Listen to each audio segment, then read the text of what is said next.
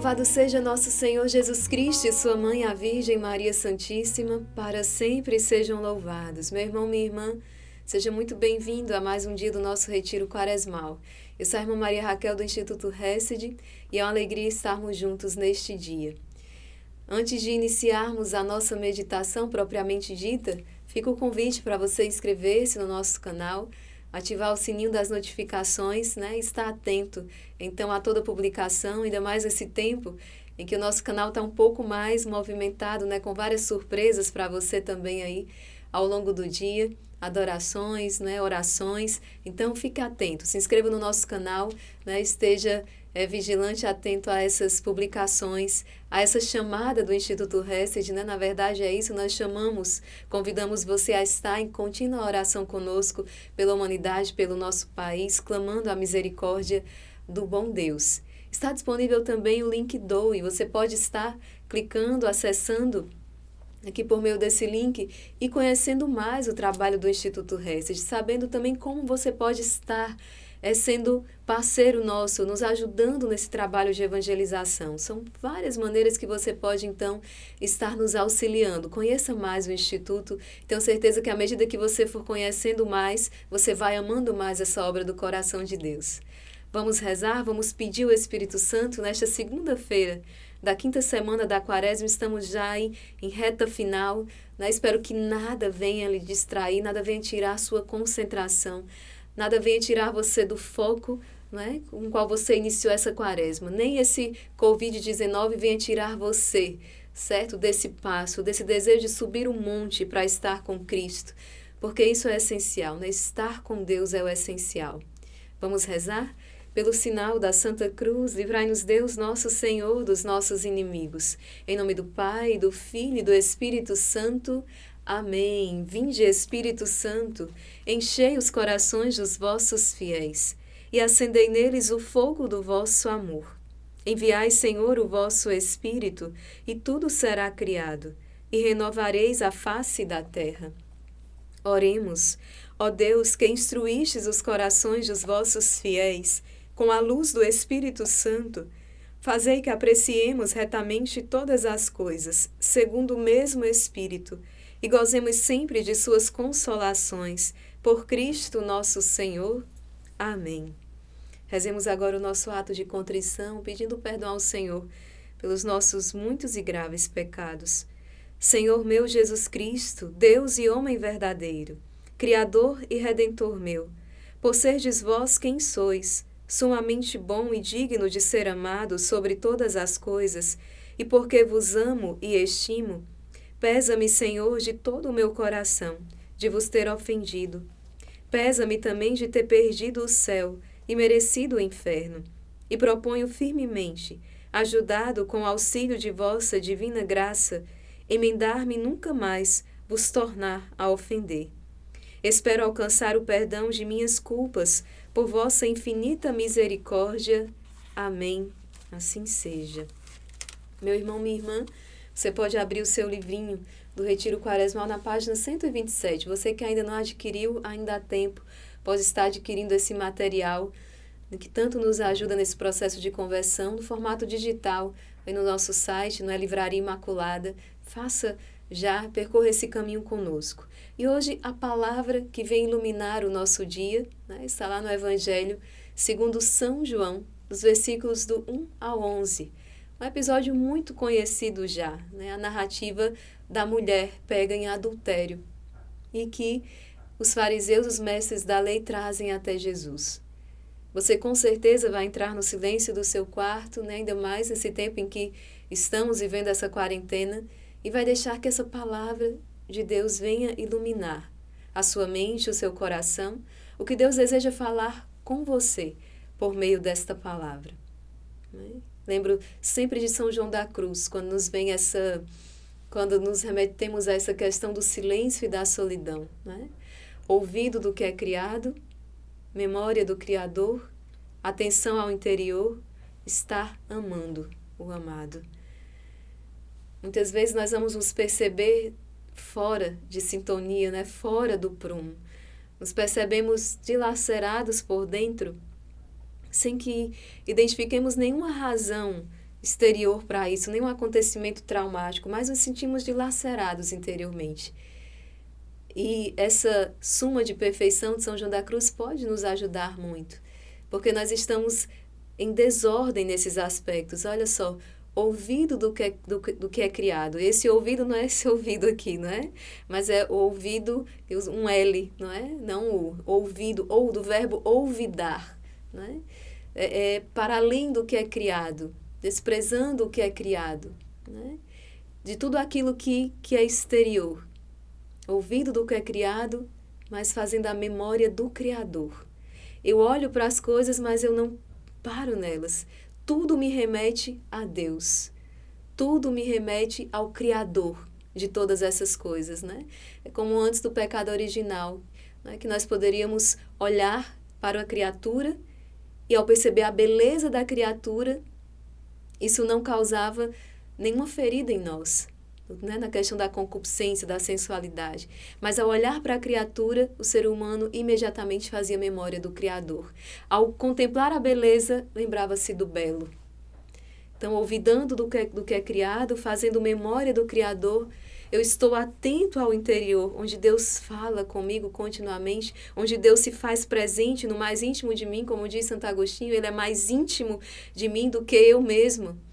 Atenção ao interior, a todo movimento que se passa dentro de mim.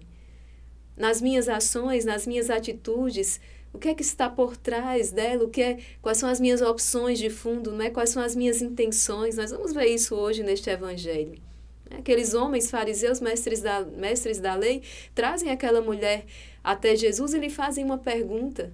Mas não é porque estavam com sede da verdade, mas queriam prejudicar Jesus.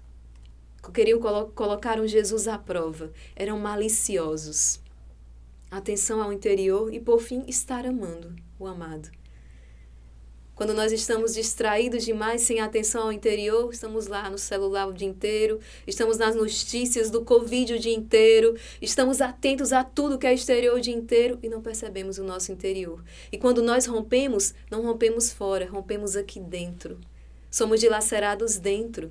E aquele então que não olha para dentro não percebe as fissuras. E quando vai se dar conta, é porque rompeu. Se não tivéssemos fé, diríamos, é tarde demais, não é? Mas acreditamos que o Senhor, Ele vem em nosso auxílio, estar amando o amado. Meu irmão, é o maior convite que o Instituto Hesed pode fazer para você neste dia. Estar amando o amado. Essa palavra vai nos deixar alguns lampejos, né, na alma, alguns pontos mais fortes. Deixou impressões em mim. Quando você for se debruçar sobre ela, deixará outras impressões em você. Mas o que é que hoje nós poderíamos partilhar nesse momento, né? Primeiro aspecto, que Jesus se retirou para orar. Jesus foi para o Monte das Oliveiras. Veja, né? Jesus conversa com o Pai. Né? Memória do Criador, atenção ao interior. Jesus conversa com o Pai. Jesus mantém um diálogo contínuo. Mesmo, não é? Jesus, ele é Deus, tudo que Jesus faz é oração, né? A gente às vezes fala isso, mas todo meu dia é oração, eu lavo uma louça é oração, eu varro a casa é oração, eu cuido dos filhos é oração, está certíssimo.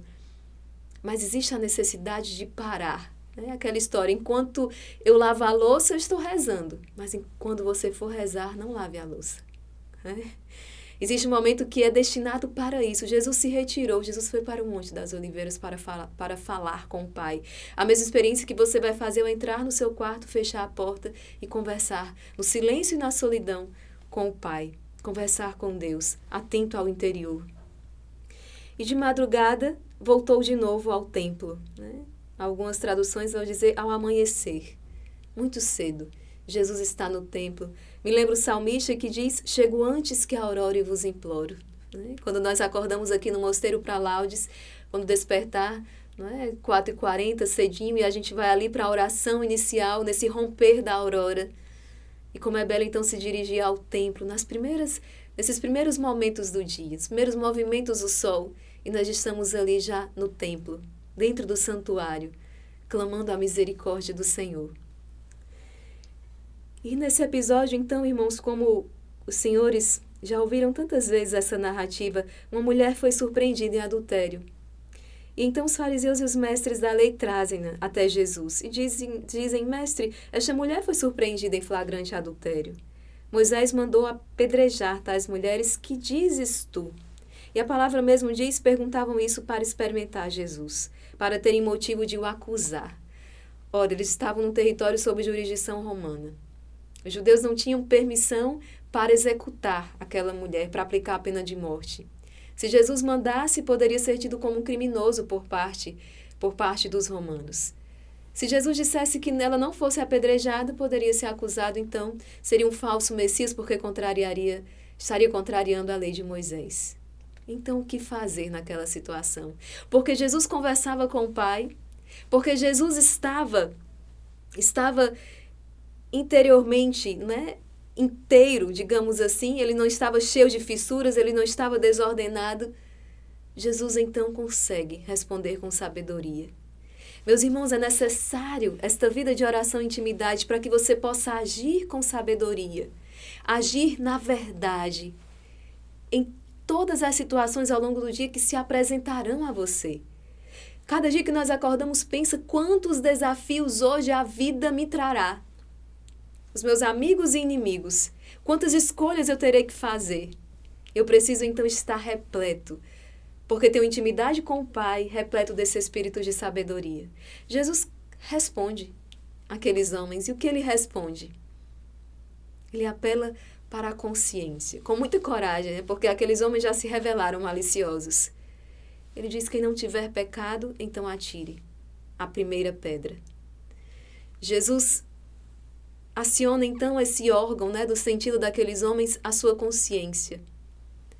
Alguns autores vão dizer, o fariseu, ele se julgava acima de tudo e de todos, ele não conseguia reconhecer os seus pecados, mas eles não queriam era se implicar ali com os romanos, seja como for.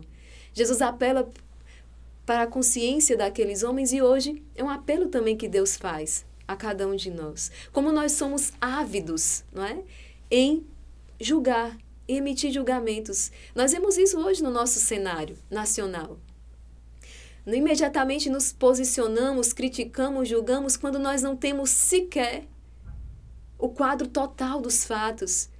Quando muitas coisas nós não temos conhecimento, quantas informações não são omitidas. Eu estava falando com as irmãs outro dia, diante dessa confusão desse Covid, sobre mim parece um efeito sanfona muitas vezes, Um dia a gente acorda e pensa que vai morrer com o vírus. Outro dia a gente acorda e o vírus já não causa nenhum dano. Outro dia você dorme, acorda de novo e é uma grande ameaça. Outro dia, enfim. Mas não vamos entrar no mérito da questão, O fato é que somos ávidos demais em emitir um parecer, um julgamento, que é pior. Não existe uma busca pela verdade. Já percebeu que as discussões hoje, o quanto as discussões hoje, elas são vãs? Porque não se busca a verdade. Nós não entramos, até o conceito de discussão vai se desnaturando, Entra na discussão para vencer uma discussão e não para que nos deixemos conquistar pela verdade. Por exemplo, Você pode ir na sua comunidade, de repente é nomeado um novo pároco e você não tem afinidade, digamos assim, com esse novo pároco. E aí você já emite um parecer. Não vai dar certo, não tem experiência com isso, tem esse perfil. E você começa a se coloca contra, começa a colocar todos contra, não dá uma oportunidade a essa pessoa nenhuma, quando a sua atitude como cristão, como uma pessoa que crê em Deus, de forma autêntica, seria a primeira postura rezar. Jesus diz a palavra, quando ele é desafiado então pelos fariseus e mestres da lei, Jesus faz o quê? Ele se inclina. Ele se inclina e escreve no chão. O Scott Hahn, um ex-pastor presbiteriano convertido ao catolicismo, ele diz, com isso Jesus nos traz um ensinamento. Antes de julgar o outro, antes de colocar o dedo na ferida do outro, faça um exame de consciência sobre si mesmo. Se naquelas situações, se naquela situação, diante daquele mesmo desafio, como você teria reagido? Ou se na sua própria história, quantas vezes você também já não foi pego em adultério, fazendo alusão a este caso, Quantas vezes você também não já errou? Quantas vezes você já não pecou? Isso ele ensinava aos fariseus, ensina. Jesus se inclina olhe para a sua consciência, olhe para tudo aquilo que você também já fez, a misericórdia do Senhor para contigo. Então, qual a postura? Rezar por aquele novo pároco. Porque se tudo ali começar a dar errado, e às vezes a gente até torce para que dê errado, porque para no final só poder dizer assim, eu avisei. Experimentar esse sabor de ter dito assim, né? Se vangloriar, eu avisei que não ia dar certo. Pelo contrário, a gente tem que desejar o bem ali então da paróquia, o bem daquela comunidade. Eu peço a Deus que eu esteja errada, né? Na minha oração, Deus abençoa, derrama abundantes graças. Que Ele se abra à vossa misericórdia, que Ele possa nos auxiliar. Veja, nós fazemos as coisas invertidas. E por fim, então, aqueles homens vão embora e Jesus olha para aquela mulher. Só ele podia então apedrejar aquela mulher, porque só ele não tinha pecado. Mas ele olha e diz, mulher, onde estão? Onde estão aqueles homens? Ninguém te condenou? E ela diz, ninguém, Senhor. E Jesus diz, eu também não te condeno. Podes ir e de agora em diante não peques mais. Jesus, ele não olha o pecado apenas, mas ele vê a mulher que peca. Nós vemos o erro da pessoa e não vemos a pessoa que erra. Jesus não olha apenas o pecado em si, o pecado ele já condenou, não tornes a pecar. Lembra quando ele falou para aquele paralítico que foi curado? Não voltes a pecar para que não te aconteça coisas pior. Nesse mesmo Evangelho de São João nós vamos escutar essa narrativa. Não voltes a pecar para que não te aconteça coisa pior. Mas Jesus, uma vez já condenado o pecado, mulher, não tornes a pecar, mas ele consegue ver a mulher que pecou. E o olhar de misericórdia dele é sobre a mulher. Eu também não te condeno. Esse é o grande chamado que o Senhor faz, então, para cada um de nós hoje, neste dia. Lançar um olhar de misericórdia, por quê? Quem não tiver pecado, atire a pedra. Temos muitos e inúmeros pecados, inclusive é o propósito de hoje, rezar a ladainha da humildade, pedindo a Deus a verdadeira humildade, com o propósito de encontrar-se com a misericórdia divina. Meu irmão, a ladainha da humildade, lá na página 199, se você nunca fez essa experiência, faça hoje. Não é? Mas com coragem, com ousadia, a gente vai, você vai se impressionar. Mas nós vamos pedindo aqui do desejo de ser estimado, amado, conhecido, honrado, louvado, preferido, consultado, aprovado. Livrai-me, Jesus. Do receio de ser humilhado, desprezado, caluniado, ridicularizado, difamado. Desse medo, livrai-me, Jesus. Que outros sejam mais amados do que eu, que outros sejam estimados mais do que eu. E por aí, a ladainha da humildade segue. Que o Senhor possa atender essa nossa oração neste dia, né? Mas reza com responsabilidade, consciente do que você está pedindo.